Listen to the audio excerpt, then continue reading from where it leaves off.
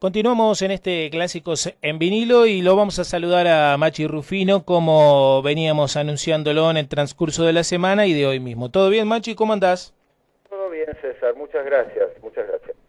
Bueno, te agradezco por este contacto con esta radio. Es una radio donde pasamos rock and roll y este programa que se llama Clásicos en Vinilo, lo dice el nombre, rescatamos todo aquel gran rock, fundamentalmente de los 50, de los 60, de los 70 y los 80 también, que no quedan afuera. Y vos que fuiste gran parte de muchos discos que hoy por hoy son clásicos en vinilo justamente.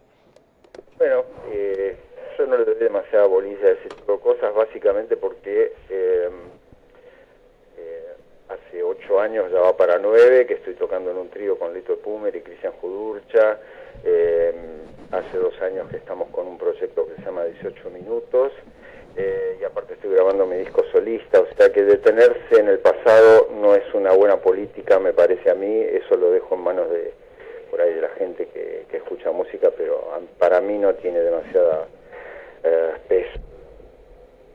Bueno, esto que me decís es una constante habitual en muchos de los músicos con los que charlamos, dialogamos y vamos transitando en la entrevista durante todo el presente. Yo obviamente que me interesa mucho porque hemos pasado en el programa más de una oportunidad de la música de tu Power Trio, que creo yo que ¿cuánto tiene? Unos 11, 12 años ya como mínimo. No, tiene 9 años. 9, Que la verdad es que es un periodo de tiempo bastante importante. Es más, yo no creo haber tocado 9 años seguidos con una misma banda nunca antes, así que es mi primera vez. Y por supuesto seguimos con las limitaciones lógicas del estilo de música que hacemos, que no es rock precisamente, está por ahí más cerca del jazz que del rock. Entonces digamos las posibilidades de tocar y demás son menores, ¿no? Porque a nosotros nunca nos van a ver en el Pepsi Rock, por decirte algo. Claro. Pero sí hemos tocado 2 veces en el Festival de Jazz de la Ciudad de Buenos Aires, en una de ellas cerramos. Hemos tocado en festivales de jazz en Chipoleti, en Río Cuarto, en Rafaela Santa Fe, en Puerto Madryn. Bueno, salimos todo lo que podemos y bueno, y fundamentalmente nos sentimos bien tocando. Nos conocemos mucho ya a esta altura del partido y nos gusta hacer la música que hacemos. Y Machi, volver y tocar jazz es casi como volver a las fuentes para algunos músicos. En tu caso es así, en su momento arrancaste tal vez tocando jazz como hacían muchos a fines de los 60 y esto es como un retorno o no es tan así. Es diferente lo mío, es decir, yo escuchaba jazz cuando era chico, cuando tenía 12 o 13 años, yo escuchaba jazz, curiosamente, no era el rock lo que a mí más me llamaba.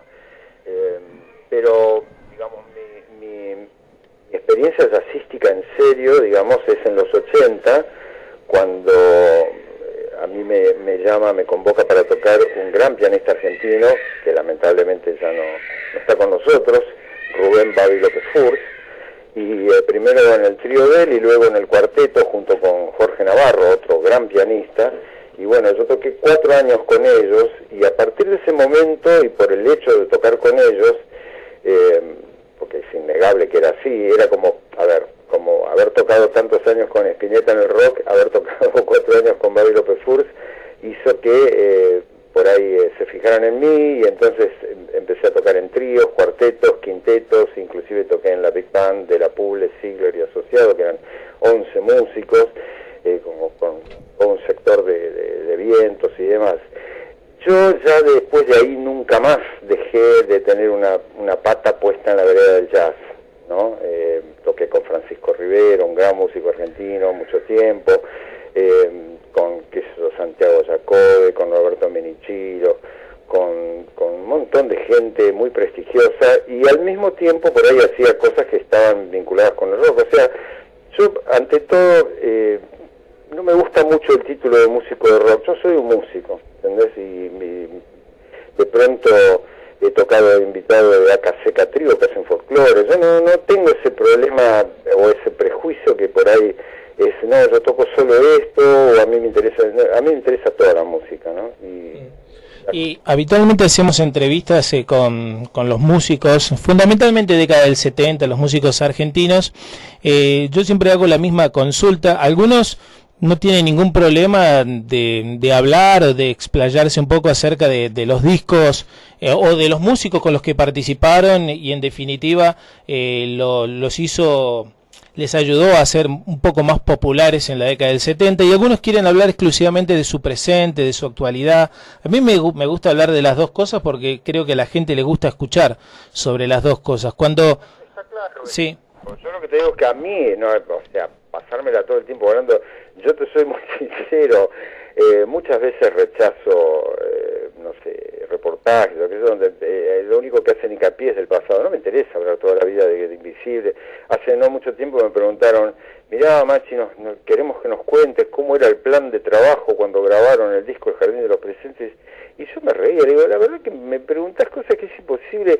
Pasaron hace 40 años. ¿Qué memoria humana tiene un recuerdo vívido de lo que pasó hace 40 años? No, casi nada. A menos que lleves un diario, ¿viste? Y después mires el diario para acordarte, ¿viste? No es una cosa... o sea, yo lo entiendo en un punto y en otro punto me sorprende lo descolgado de hacer una pregunta de esa clase, ¿no? Es decir, ¿cómo voy a acordar de lo que yo hacía hace 40 años? No me acuerdo. La verdad es que no. Claro que tal vez preguntas puntuales no, lo que sí se te puede consultar es lo que habrás sentido y lo que habrás aprendido de estar tantos años con un amigo y con un músico, formar parte de tocar al lado de Spinetta y de otros grandes también. Las sensaciones imagino que sí las recordás y las tenés presentes. Pero por supuesto, Spinetta fue ante todo un amigo mío. Mirá, el otro día una persona me acerca a través de Facebook una fotocopia de una dedicatoria de un libro que él me regaló para un cumpleaños, ¿no? Una dedicatoria muy linda y muy cariñosa, y está fechado 12 de noviembre del 74, o sea, hace 43 años, y ya antes nos conocíamos. O sea, imagínate la cantidad de años de relación con él, que nunca tuvo demasiado que ver con el hecho de que si tocábamos juntos o no tocábamos juntos, éramos amigos. Entonces, eso es algo invalorable, porque todo ser humano necesita de eso para vivir, ¿no? Uno no vive la vida juntándose con genios y punto, ¿no? Uno vive la vida teniendo relaciones humanas con otros seres humanos con los que tiene afinidad. Eso por un lado. Por el lado de la música, indudablemente Spinetta, si existieron genios, él era un genio. Eso lo digo yo con conocimiento de causa, porque toqué muchos años con Spinetta y grabé muchos discos. Grabé como 9 discos con él y toqué 8 años en vivo si juntamos la parte de Invisible más la parte del solista y demás. Y realmente no me voy a poner a detallarlo, pero hay 1000 situaciones en las cuales yo podría decir, bueno, lo que hacía él era totalmente diferente, ¿no? Y bueno, esa es la categoría del genio, cuando un tipo transita por caminos que no son los habituales, pero no porque se los impone, sino porque naturalmente era así en él, ¿entendés? Un genio a la hora de la interpretación, pero de la creación también fundamentalmente. Fundamentalmente de la creación, cuando hacíamos la música de la película Fuego Gris, yo trabajé mucho con cineastas y con publicistas, trabajé como 8 años, ¿viste? Entonces conocía muy bien cómo era todo el oficio. Y él hacía las mismas cosas, pero de otra manera. Es increíble. Él siempre tenía una manera diferente de encarar las cosas. Recuerdo, sí. Maravilla lo que él hacía. Las ideas eran increíbles. Las ideas de Invisible, yo te pregunto todo, no te voy a preguntar nada en particular, todo digamos a nivel general. Uno ve los discos de Invisible y están firmados, bueno, por vos, por Pomo y por Spinetta. ¿Era él el que llevaba la mayoría de las ideas y después firmaban todos o todos aportaban lo suyo? No, eso fue una cosa que surgió de Luis Alberto, lo de firmar como Invisible.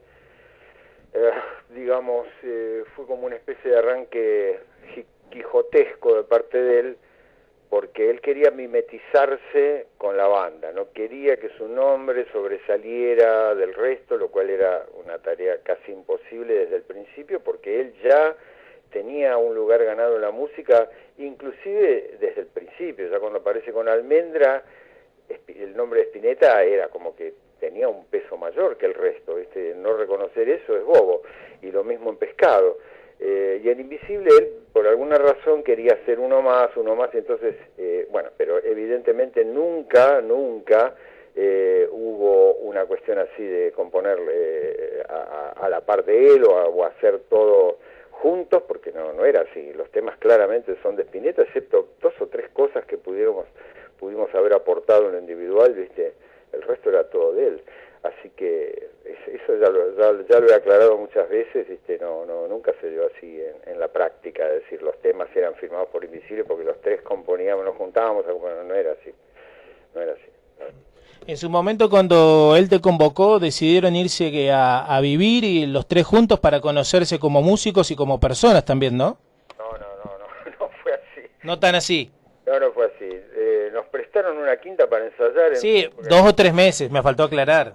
Claro, ¿no? Que en una época donde no existía como ahora, que tenés 20.000 salas de ensayo, que agarrás el teléfono, contratás una sala que está totalmente equipada, y que no había lugares, era muy problemático, los vecinos, que esto, que el otro. Bueno, entonces nos prestaron una quinta, se la prestaron a él, en realidad, un pariente de él. Se prestó una quinta cerca de Luján y entonces nos íbamos de lunes a viernes.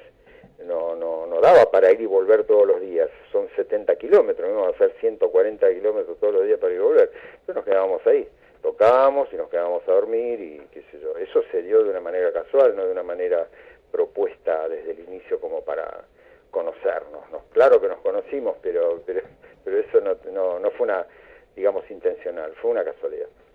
Bueno, y vivieron tantas cosas, por ejemplo, te pregunto solo por Bandas Eternas, como para centrarnos en una sola cosa, lo que fue toda la previa, el ensayo y finalmente el concierto multitudinario, después de un tiempo de vos también estar alejado de la música en su momento, después de un tiempo tal vez de no tocar con Spinetta y que se dé eso tan grandioso y tantas bandas juntas. No, yo está claro que yo ya no estaba alejado de la música en la época de las Bandas Eternas. Yo ya venía tocando hacía bastante tiempo con Lito Pumer. Si me hubiera agarrado en la época que yo estaba alejado de la música, probablemente hubiera sido un papelón. Pero por suerte no fue así. Cuando surgió la propuesta de tocar, de hacer ese concierto, yo ya hacía rato venía tocando con Lito Pumer, o sea que estaba ya, digamos, en el tema musical, viste, tocaba con frecuencia y me agarró bien parado, digamos, en ese momento. No estaba alejado de la música.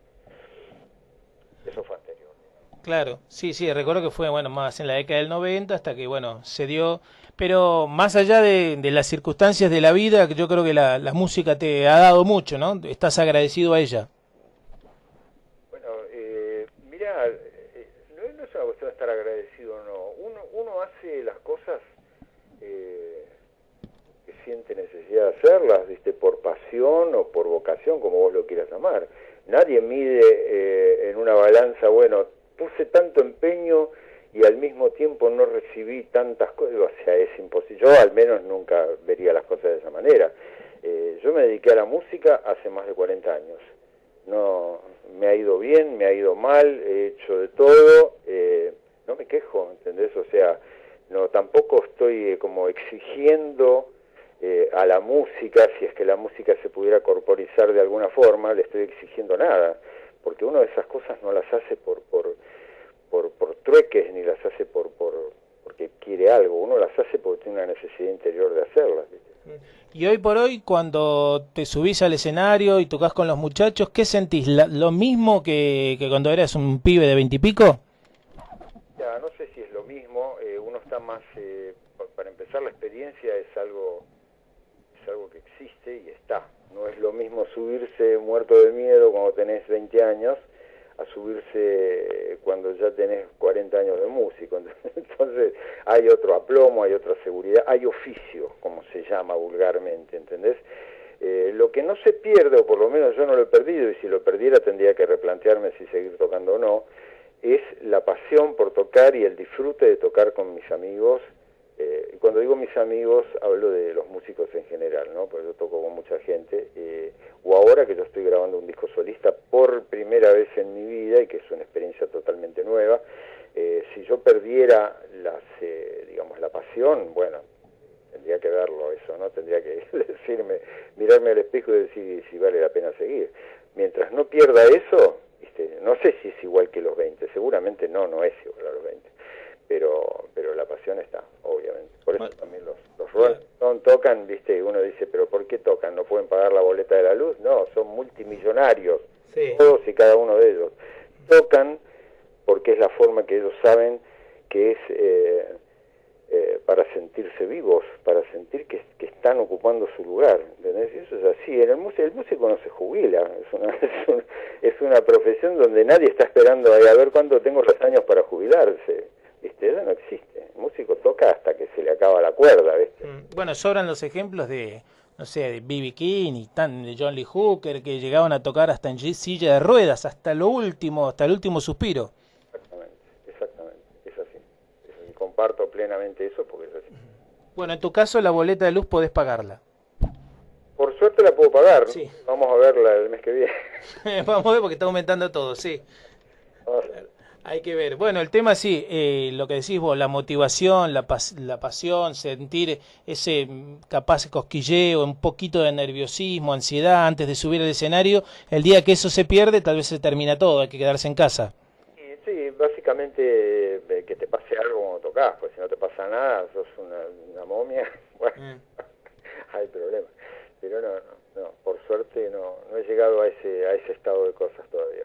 Digamos, te iba a preguntar por materias pendientes en tu extensa carrera como músico. Me imagino que vas a responder tu disco solista que estás preparando. Sí, por supuesto, eso es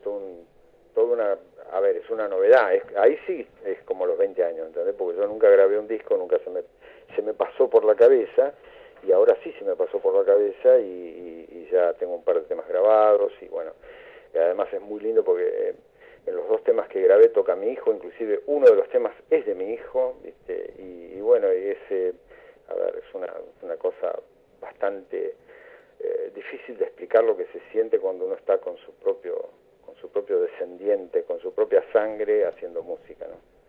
Sin duda, debe ser algo maravilloso. Habitualmente te deben preguntar siempre por los mismos grupos, pero yo me quiero detener en otro diferente, en Tantor, que es un disco que lo hemos pasado en varias oportunidades en este programa, que gusta mucho, que tal vez no goza de la popularidad que creo yo, por lo menos hablo del interior del país, ¿no? Capaz en Capital Federal, con Urbano esto es diferente, pero creo que merecería más popularidad, porque es un disco brillante, donde cantás todo, ¿no? Prácticamente. Mira, yo grabé uno de los 2 discos que tiene grabado Tantor, ¿viste? El otro yo ya no estaba en la banda, pero vos lo que decís, que es verdad, que no la tuvo, ¿viste? En su momento, es simplemente por la misma razón que tampoco la tiene lo que estoy haciendo ahora. Es porque era música instrumental en su gran mayoría, excepto un par de temas cantados, y la gente no se copa en general con la música instrumental, y eso es acá y es en todo el mundo, no es una novedad. Pero uno hace lo que tiene ganas de hacer, y si la gente te acompaña, y si no te acompaña, ¿viste? No te acompaña. Vos fijate que cuando Luis Alberto grabó, y yo tuve el enorme placer y honor y orgullo de grabar ese disco a 18 minutos del sol, inmediatamente después de Invisible, fue muy criticado ese disco, ¿entendés? Fue más que criticado, fue denostado, ¿entendés? Por el público que se iba enojado de la sala, y los periodistas especializados que decían cualquier barbaridad. ¿Por qué? Y porque era un disco instrumental también, ¿viste? En su gran mayoría. Y encima había una mixtura entre músicos de jazz y músicos de rock. Convengamos que el público de rock nunca fue demasiado abierto, ¿entendés? Y Luis Alberto se daba cuenta y le decía, muchachos, hay que abrir la cuca, le decía a la gente, ¿no? Hay que abrir la cuca, le decía. Porque la gente es así, es muy cerrada. Vos fíjate que se hacen bandos y cosas que yo detesto todo eso, ¿no? Como por ejemplo, todo el mundo lo sabe, ¿no? Todas esos bandos ridículos que si te gusta el indio, sí, que se muera Cerati y viceversa, que es un espanto todo eso, ¿entendés? Entonces, yo no he visto que eso pase en otros lugares. La gente no se embandera, ni se pone camisetas, ni anda con los trapos, como dicen acá, que son todos códigos de fútbol que no tienen nada que ver. En ese punto yo me siento muy lejos de lo que es el rock, realmente te digo, ¿viste? Me siento muy lejos, ¿viste? Por lo menos de este rock de ahora, ¿no? Pero es algo como bien decís vos, que hay que rivalizar, hay que ser blanco o negro, hay que ser Beatles, Rolling Stone, Boca River, Perón, Balvin, etcétera. Es casi, no sé si un mal, pero sí que es una característica de muchos argentinos, lamentablemente. Hace un tiempo también pasábamos en este programa, cuando Spinetta vino en solitario, él y la guitarra acústica nada más, en 1981, aquí en Comodoro Rivadavia, y toda la gente, como decís vos, fue a esperar las canciones de Pescado, de Almendra, de Invisible, y él hizo un material totalmente nuevo para ese entonces, y la gente como que quedó conforme, pero como que esperaba más. Es que es así, la gente en sí que está todo el tiempo pidiendo los clásicos, los temas más conocidos, y el artista también se quiere expresar con lo nuevo, no tocar siempre lo mismo. No, no todos, no todos. Claro. Digamos que no todos, pero en el caso de Luis sí, vos tenés razón. Mira, el espejo donde uno mira esas cosas, viste, para saber quién le pone el cascabel al gato, en mi opinión fueron los Beatles, porque yo soy contemporáneo, si bien yo soy más chico que ellos, viste, pero me acuerdo que cada disco que salía, que lo esperábamos, viste, yo me iba a una galería que estaba en Palermo, donde yo vivía, a ver si había llegado el nuevo disco, y que cada disco era una sorpresa, cada disco era una sorpresa, es decir, nunca se detuvieron a hacer discos iguales porque en el disco anterior les había ido bien, siempre hacían cosas nuevas. Bueno, ese es el artista. El tipo que te dice yo hago lo que quiere el público, o yo me debo a mi público, una frase tan remanida, listo, estamos en problema. Sí. El artista verdadero está casi como obligado a ir por un lugar que puede estar bien o puede estar mal, esa es otra cuestión. Y la gente lo va a seguir o no, pero el artista que es genuino no se detiene a pensar, yo voy por acá porque me van a seguir o voy por allá porque me van a seguir. Va por donde les sale y después verá. Y Luis Alberto era así. Luis Alberto hacía música y bueno, si la gente lo seguía bien y si no lo seguía, lo lamento por la gente. Él era así. Eso es un artista verdadero. Lo demás es comprensible o que la gente que por ahí... No sé, estamos hablando de Comodoro. Si vos me decís, Spinetta debe haber ido muy pocas veces en toda su vida a Comodoro. Una fue conmigo, porque fuimos a tocar con Invisible. Tocábamos me acuerdo, no sé si estoy diciendo cualquier cosa, puede ser Cine París o algo así. Un cine y después un boliche que se llamaba Apolo 12, me acuerdo. Ya no debe existir. Esas dos cosas hicimos. Entonces imagínate, va pocas veces y es comprensible que la gente quiera escuchar, no sé, Muchacha Ojos de Papel, y por ahí él no tiene ganas de hacerlo, o no tenía ganas de hacerlo. Esas son las cosas que pasan. ¿Y a vos te pasa en la actualidad que vos querés interpretar tu material, el que vos tenés ganas, y siempre alguien del público, tocate uno de Invisible, toca una de tal, ¿te pasa a vos también? Mira, es muy difícil porque yo toco en un trío que hacemos otra música y la gente no da para que la gente cante más Invisible. No te digo que no ha pasado, algunas veces me han dicho. No, debe haber pasado. Tocar Sándwiches de Miga, que es un tema que yo hice con Papo, pero no, o sea, más que reírnos no hacemos eso, ¿viste? Pero bueno, qué sé yo, son las cosas que pasan, tampoco eso no es la medida de lo que ocurre con toda la gente. En general uno siempre apuesta a que el público escuche y te motive para que vos des lo mejor de vos arriba del escenario o en una grabación o lo que fuera, ¿no? Y de Papo imagino también debes tener un muy buen recuerdo, sobre todo que según he leído por allí es como que abrió las puertas grandes de la música como para que luego estés con Spinetta, ¿no? Pero absolutamente, yo era un desconocido hasta tocar con Papo y no, digamos, si yo no hubiera tocado con Papo no sé qué hubiera pasado conmigo después. De hecho Spinetta, yo le pregunté una vez, porque tenía mis dudas, ¿no?, en cuanto a decir cómo este tipo que yo admiro tanto me viene a tocar el timbre a mi casa para decirme que toqué con él, y un día le pregunté y me dice, mira Machi, yo te vi tocar con Papo, no sé dónde, qué sé yo, y ahí me dije, yo quiero tocar con este tipo. O sea que fíjate qué importancia que tiene. No, Papo fue, le tengo que, siempre voy a estar agradecido por esa oportunidad que me dio de tocar con él y de alguna manera ponerme en la vidriera de la música en aquella época, años 72 era más o menos, así que nada. Y por otro lado Papo demostró con creces, más allá de las críticas, porque después vino toda una etapa donde decían que la música de Papo era cuadrada, ¿no?, como si alguien supiera de qué está hablando cuando dice eso, y un señor llamado B.B. King lo invitó a tocar al Madison Square Garden sin tener, digamos, ninguna necesidad de hacer eso. Lo hizo porque se le cantó y porque consideraba que Papo estaba a la altura de subirse a un escenario con él. Después de eso, puedes seguir hablando lo que quieras de Papo. Yo tengo claro quién era Papo y nada, siempre voy a tener un buen recuerdo de él, por supuesto. Pero antes de Papo también ya tenías tu recorrido, eran los Walkers la banda, ¿no? Y tenía un trío con Héctor Stark y La Camaya antes de eso. También, sí. Y tocamos en el primer Bar Rock con un trío con Héctor Starr y Alberto Casino, que había sido el primer baterista de Arcoiris, ¿no? Por supuesto que hice muchas cosas antes, ¿viste? No solo, vos estás nombrando lo que por ahí está dentro de lo que uno llama profesionalismo, ¿viste? Claro. Antes de eso hubo 1000 cosas que hicimos, ¿viste? Donde lo único que nos importaba era tocar y demás, ¿no? Y que fuiste progresando como músico, eso imagino que también te debe poner contento, te enorgullece el hecho de que pudiste ir tocando en una banda tal vez poderosa, como digamos, poderosa creo yo, son muchos grupos más allá del estilo musical que tengan, ¿no? Si se sienten poderosos fundamentalmente entre ellos, pero pudiste adaptarte a cualquier tipo de estilo a lo largo de toda tu carrera y aportar tu técnica, tu talento, tu instrumento al servicio de un montón de géneros musicales. Bueno, es un poco lo que hablábamos antes. Yo no estoy encerrado en un estilo, yo toco todo lo que me gusta. Es más la música que me gusta que la que no me gusta, digámoslo así más fácil de entender. Y por lo tanto no sé qué música no tocaría tango, pero no porque no me gusta, sino porque le tengo demasiado respeto, ¿entendés? Y me encanta el tango y me conozco mucho. Si yo fui alumno de Sebastián Piana 2 años en la Escuela de Música de Sadaic, por ejemplo, estudié armonía con él, pero el tango no me le animo por el respeto que le tengo, ¿entendés?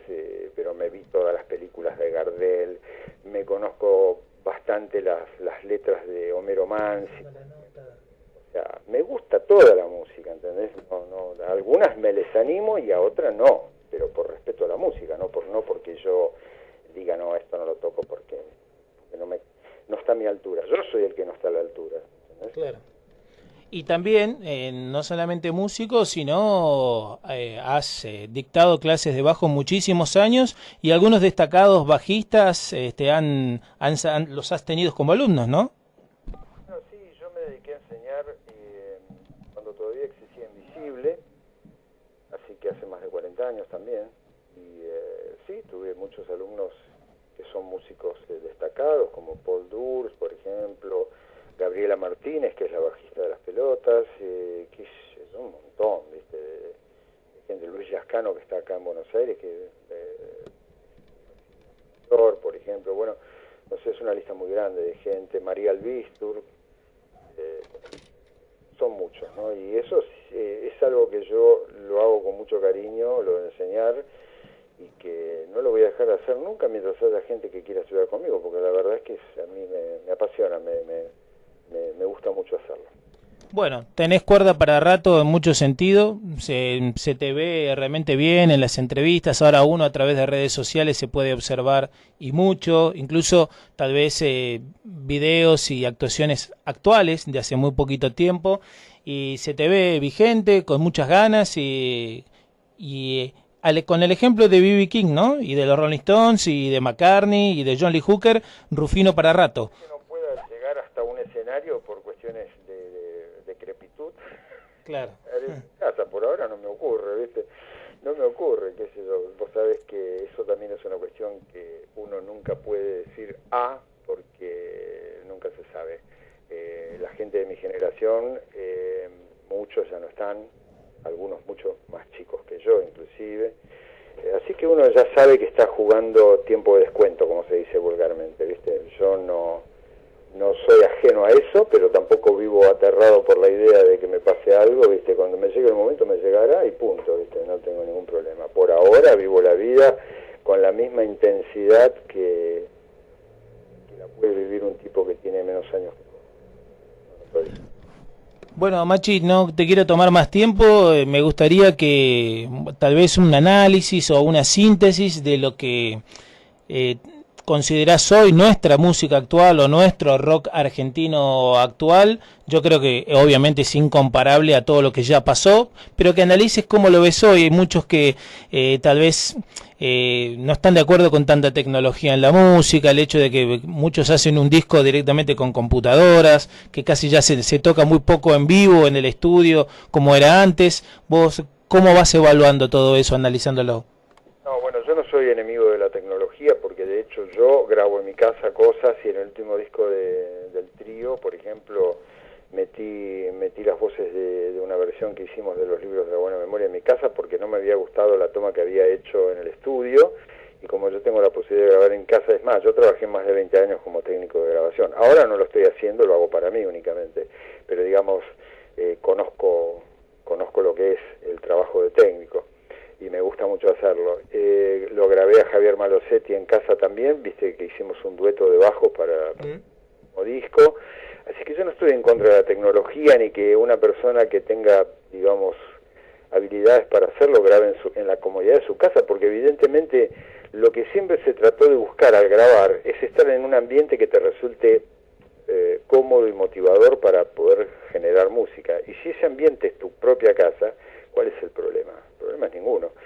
Es más, grabé el año pasado, bueno, no es la primera vez que lo hago, grabé para unos temas para Lili Lagarde, que vive en Nueva York. Yo grabé el bajo acá y se lo mandé por WeTransfer a Estados Unidos y allá lo terminaron de mezclar. Eso era impensable antes, eso era absolutamente impensable, así que yo jamás podría decir una palabra en contra de lo que es la tecnología. Eso descartado. Ahora, lo que vos decís, que por ahí tiene más que ver con otro tipo de cosas, con la gente que por ahí, no sé, toca con instrumentos programados, viste, que no están tocados en vivo, sino que es una secuencia MIDI o ese tipo de cosas. Bueno, pero no sé, yo he visto bandas techno, viste, inglesas, viste, y la verdad es que la rompen, viste, más allá de eso. O inclusive en la época de Spinetta, que cuando todavía no estaba J. Morelli en la batería y tocábamos con una máquina de ritmo, viste, y bueno, pero era la música de Spinetta. Están los videos ahí que los puedes ver con Badía, viste, haciendo... Sí. Bueno, el paño da para cortar mucho, pero básicamente yo no estoy en contra de la tecnología. El rock actual conozco muy poco. Conozco, por ejemplo, qué sé yo, a ver, Divididos, pero Divididos tampoco es de ayer, ya hace muchos años que vienen batallando, es una banda que me gusta. Conozco una banda que se llama Huevo, que son buenísimos. Conozco algunos músicos jóvenes, ¿no? Como Ezequiel Cantero, Andrés Pelican, que son genios, ¿no? Son tipos que tocan de una manera que yo digo, Dios mío, la música está en buenas manos, pero no tocan rock, ¿entendés? Tocan otras cosas. Rockero, bueno, sabes que mi nuera es Brenda Martin, la bajista de Eruca Sativa. Sí. Y bueno, Eruca Sativa la rompe directamente. Yo los he ido a ver varias veces, los fui a ver a Luna Park inclusive, y son un buen exponente de lo que es la música de rock a buen nivel. Otras bandas no me interesan, no me gustan, no me tomo el trabajo ni de escucharlas ni de ir a verlas. Yo en general no consumo mucho rock, que digamos, no es la música de los gustos. Claro. Pero bueno, que esos son gustos y así que no me siento muy autorizado para hablar del rock actual. Realmente podría hablar del rock de hace 40 años, pero no del de ahora. ¿Entendés? El de ahora desconozco, me nombran las bandas y no sé ni quiénes son, ni me acuerdo los nombres, ni tampoco me interesa. En toda tu trayectoria, bueno, ya sabemos, lo vamos a hacer ahora en el cierre de la nota, decir más o menos en todos los lugares o con todos los que tocaste, pero ¿te quedó alguna materia pendiente? A mí me hubiera gustado tocar con tal tipo. Ya, no, porque yo creo que tampoco, así como te decía antes, que uno no hace estas cosas para obtener algún rédito, sino que las hace y punto. Si yo te dijera que, no sé, que estoy en la música porque secretamente quisiera tocar con este o con el otro, qué sé yo, la verdad que te estaría macaneando. No es, nunca me pasó por la cabeza. Si tenemos en cuenta que soy uno de los músicos que más discos grabó, que más años tocó con Spinetta, te diría que con eso yo tengo ganado el cielo, no necesito nada.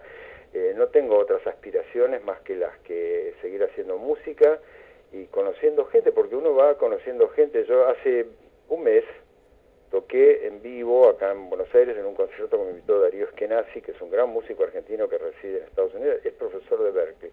Yo soy amigo de él y que yo, bueno, me invitó. Tocó el bajo Daniel Tarrab, que es otro gran músico argentino, compositor de música de películas y qué sé yo. Yo canté dos temas en inglés, canté un tema de Michael Franks, que es un artista que tuve la suerte de ver tocar en vivo y que tuve oportunidad de conocerlo personalmente, y un tema de los Beatles, pero arreglado de una manera exquisita por Darío Eskenazi, junto con Fernando Martínez en batería, otro egresado de Berkeley, y Alejandro Santos en flauta y Gustavo Bergali en saxo. Hay un par de videos en YouTube que se puede ver de eso, y te digo, son experiencias nuevas, porque yo nunca había tocado con Daniel Tarrab antes y con Darío Eskenazi, y uno lo vive con esa intensidad de la cosa novedosa de una primera vez, ¿entendés? Que seguramente no va a ser la última. O haber tocado 2 veces en Nueva York con Leo Genovese, una vez en Brooklyn y otra vez en Manhattan, invitado por él. Leo Genovese es un músico que juega en las grandes ligas, toca con Herbie Hancock, toca con Esperanza Spalding, y él me invitó a tocar con él, a cantar, básicamente. Entonces, esas cosas son las que me motivan, ¿entendés? Porque están pasando ahora, son el presente, ¿entendés? Sí. Son el presente. Sin duda, bueno, y también el respeto que te has ganado, porque cuántos de ellos también aprendieron o viéndote en vivo a vos, o bien escuchando tus líneas de bajo en muchos discos, y bueno, todo eso no deja de, imagino, de ser muy gratificante, ¿no? Es todo un reconocimiento en vida, en definitiva, que te sigan invitando a tocar. Sí, pero de todas maneras yo no considero estar en una categoría tan importante de lo musical como para que, bueno, que un tipo que tiene una carrera importante diga, no, voy a tocar con Machi porque lo escuché tocar, no sé, Jugo de Lúcuma, ¿entendés? No me la creo ni por un momento. Yo creo que en la música hay una cuestión que es vital para mí, ¿viste? Y que no creo estar equivocado, pero ni por una milésima.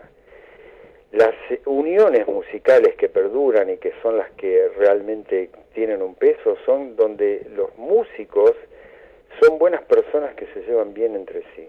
Caso Lito Pumer, Cristian Jurcha, con quienes hace 8 o 9 años que estamos tocando, y si Dios quiere seguiremos tocando muchos años más. Es un placer estar con ellos, ¿entendés? Entonces, bueno, cuando escuchás que dicen, no, se separó la banda tal por desinteligencias musicales, mentira. No existe eso. Se habrán peleado mal y se habrán puteado hasta el infinito, y eso termina con las relaciones. Es decir, vos no puedes estar tocando mucho tiempo al lado de una mala persona. Eso es así. Sí, bueno, ejemplos sobran incluso de bandas que todavía son importantes hasta el día de hoy, que tienen renombre y que tal vez tuvieran un disco y medio, o cuando salió el segundo ya se habían separado. Es correcto lo que decís, creo. Sí, más allá de que, por ejemplo, en otros ámbitos que no son precisamente acá, haya intereses económicos tan grandes que 4 o 5 tipos que no se soportan se suban con una sonrisa a tocar porque hay mucha guita de por medio. Sí. También puede llegar a ocurrir, pero no es mi caso, nunca lo experimenté ni creo que lo vaya a experimentar, así que yo te hablo de lo que conozco. Lo que conozco es eso. Entonces, para mí, por ejemplo, por eso te contaba lo del mes pasado, de haber tocado con Eskenazi, con Tarrab, con Fernández, con Bergali y con Santos. Fue una experiencia divina por el hecho de que nunca había tocado con ellos y estuvo buenísimo. Así que a mí eso es lo que me motiva todos los días, ¿viste? De alguna manera, la incógnita de lo que va a pasar. Yo en mi disco todavía no sé bien con qué otra gente voy a tocar, porque lo estoy armando, ¿entendés? Entonces, nada, eso es algo muy excitante para mí, desde mi punto de vista, ¿no? Todos los éxitos para ese disco solista, Machi, y te quiero agradecer por estos minutos acá con Clásicos en Vinilo en FM Plus de Comodoro Rivadavia. Te mando un gran abrazo y la verdad muy gentil en haber dialogado todos estos minutos con nosotros, que la gente de Comodoro, de la Patagonia, te pueda haber escuchado.